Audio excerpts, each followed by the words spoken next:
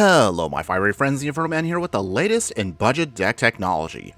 And for today's deck tech, we'll be continuing our series of super duper ultra budget decks out there. We're talking about a deck that needs no rares and no mythics. Yes.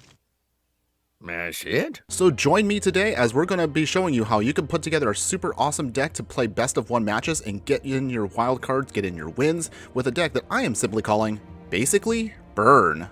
But before we continue, if you do like any of the content that I do, please like, follow, and subscribe wherever you watch the content so you don't miss out on any of the gameplay, booster pack openings, deck decks, and so much more. Whether you're a returning viewer or you're a brand new viewer, we need to of course talk about the stats of the deck before we jump right into it. So we're looking at about an average mana curve about 1.9. This actually is a little deceiving, but I'll explain why in a little bit.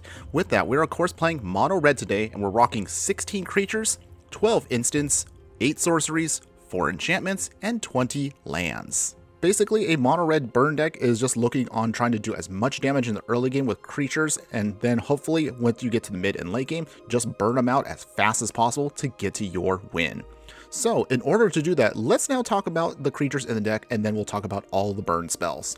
We're looking at, in the 1-drop slot, Get to Lava Runner, Monastery Swiftspear, and in the 2-drop slot we have Viashino Pyromancer and Thermal Alchemist to round out the package. Not too many creatures because again, we're focusing on trying to take advantage of our burn spells. With Get to Lava Runner, it'll become a 2/2 and has haste as long as you have at least 2 instant or sorcery cards in the graveyard. With Monastery Swiftspear, it has haste and prowess, so of course you can start swinging the moment this comes onto the battlefield, but of course it'll get even stronger as long as we have more spells to cast that are non-creature, pumping it up temporarily an extra +1/+1 as the game goes on.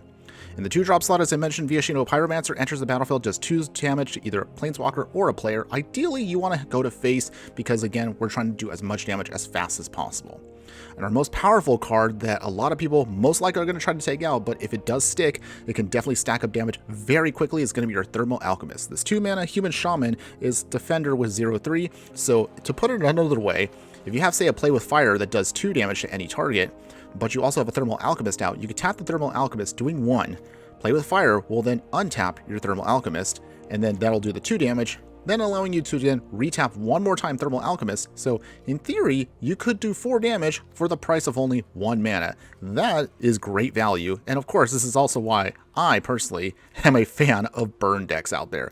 But before I go on my personal little rant about that, let's talk about again the other remaining burn spells. So besides the Play with Fire, as I just mentioned, you will also have Searing Blood. Most people are going to try to argue and say Lightning Strike is better, but based on the current meta of Arena, Searing Blood at least can do some damage to a creature, get it out of the way, so say like your Monastery Swiftspear can then push through its damage, and then when that creature dies, it could do 3 more damage to the creature's controller, allowing you of course to clear the board and ensure you can maximize the damage to your opponent. Now as for the 3-drop slot, this is again where things get a little more interesting.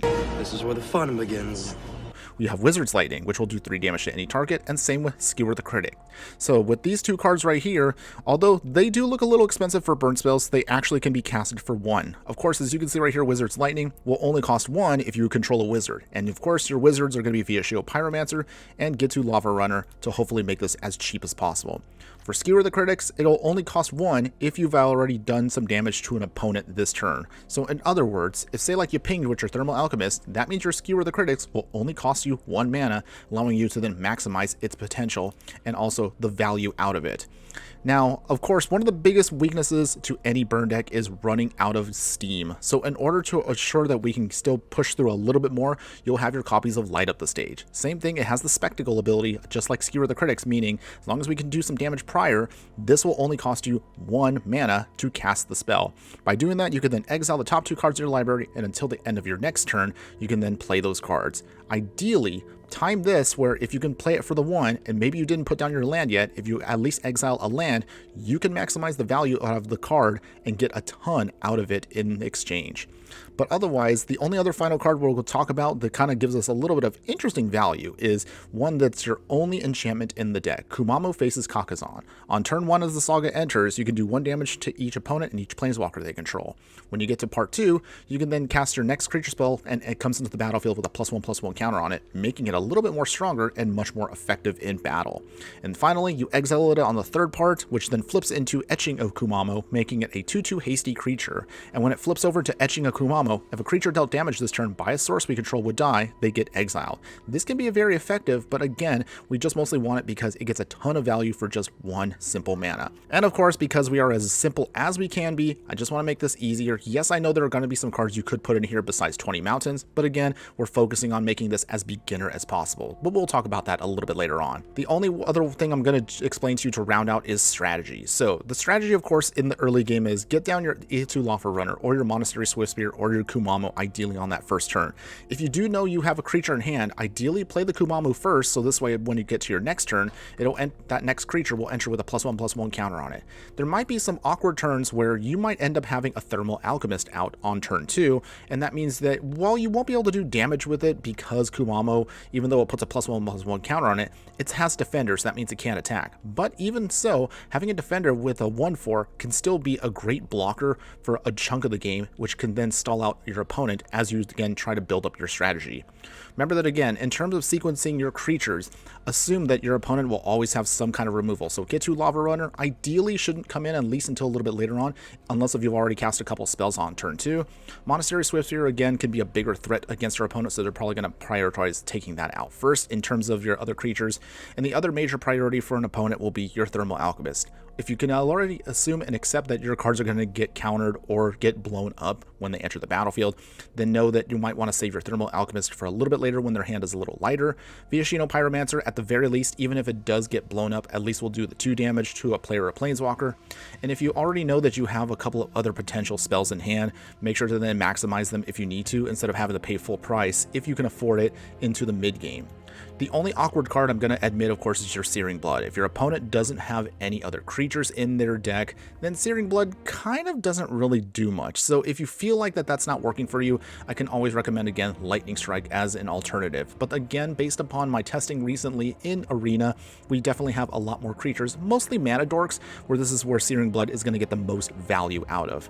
Finally, my only other final way I'm going to recommend for you to get the most out of the deck is if you do have a handful of spells, once you know that the coast is clear, throw down that Thermal Alchemist as I mentioned earlier. You'll definitely get a lot of value out of that to close out your game very quickly. Don't be afraid again to tap Thermal Alchemist at the start of your turn if you already have a Skewer the Critics in hand, or ideally a Light Up the Stage, so you can maximize the fact that even though Light Up the Stage doesn't do damage to our opponent, you can tap and untap your Thermal Alchemist to actually get some damage out of it, as you're also pulling in more cards to your advantage. But as far as I'm concerned, this is definitely one of the decks that I also have a lot of fun with. Just know that, again, your biggest weakness to the deck is going to be life gain, and because this is a beginner style deck, you'll have to assume that if you do have life gain opponents, you're probably not going to win those matches. It's extremely uphill and almost impossible to beat those, but if you can pull them off, more power to you if you're willing to stall it out versus your opponent.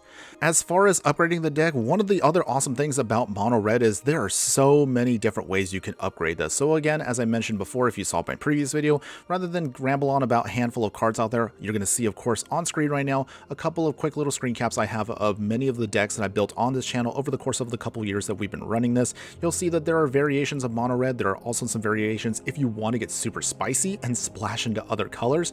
Definitely, there's potential to go in any direction with Mono Red. Honestly, for me, if you've been on my channel long enough, you'll know that I'm a big connoisseur of Mono Red, and I honestly still think it's the most chat of colors out there. But before anybody wants to argue against me on that one, leave a comment below and I would love to hear from you.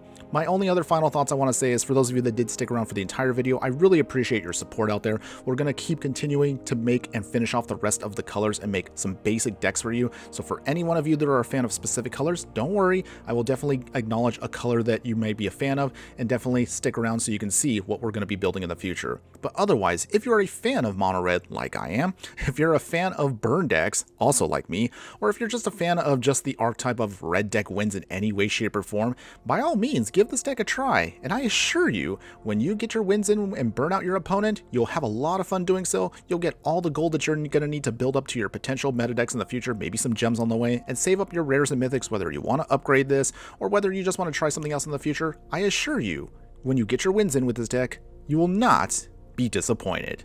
That's all I have for you today. Thanks again for watching, everyone, and just remember that no matter what you do play in the game of life, always be sure to burn bright. Later.